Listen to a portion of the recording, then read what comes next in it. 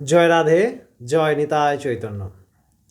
আমরা আজকে শ্রীমদ্ ভাগবত মহাপুরাণের ৪৭তম শ্লোক প্রথম অধ্যায় মাহাত্ম্য কথা আলোচনা করব।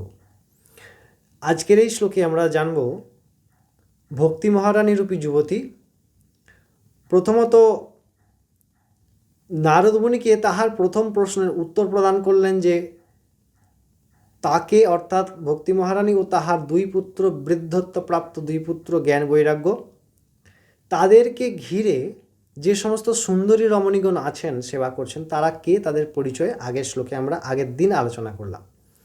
আজকের শ্লোকে আমরা জানব যে ভক্তি মহারানী এরপর নারদ মুনিকে কী অনুনয় করছেন বা নারদ মুনিকে কী কথা বলছেন, আমরা সেটি ৪৭তম শ্লোকে জানব। ৪৭তম শ্লোকে কী বলছেন?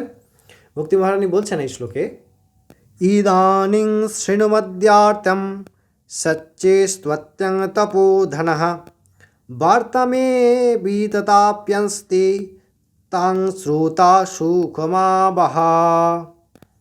অর্থাৎ বলছেন, হে তপোধন, আপনি ধৈর্য ধরুন এবং ধৈর্য ধরে আমার কাহিনী শুনুন। আমার বিস্তারিত আগে শুনুন, আমি কি সমস্যায় আছি, তারপরে আপনি আমার সেই সমস্যা থেকে আমার নিরূপণ করুন। অর্থাৎ ডাক্তার যদি রোগটি ভালো করে না শোনেন যে কি হয়েছে, কোথায় ব্যথা হয়েছে, কোন কি সিস্টেমেটিক আরও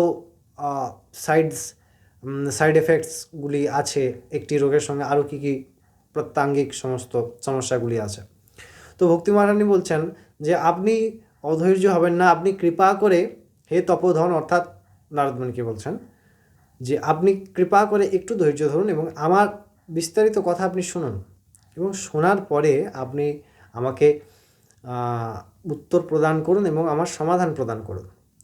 এরপরে শ্লোকে আমরা জানব যে ভক্তি মহারানী নিজের আইডেন্টিটি বলছেন, সমস্যার শুরু কোথায়, সমস্যার শেষ কোথায়, তাহার মাঝখানে কি হয়েছে, সম্পূর্ণ বিস্তারিত বলছেন।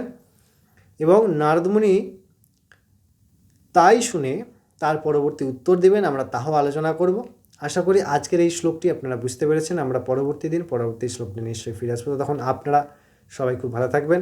জয় রাধে, জয় নিতাই চৈতন্য।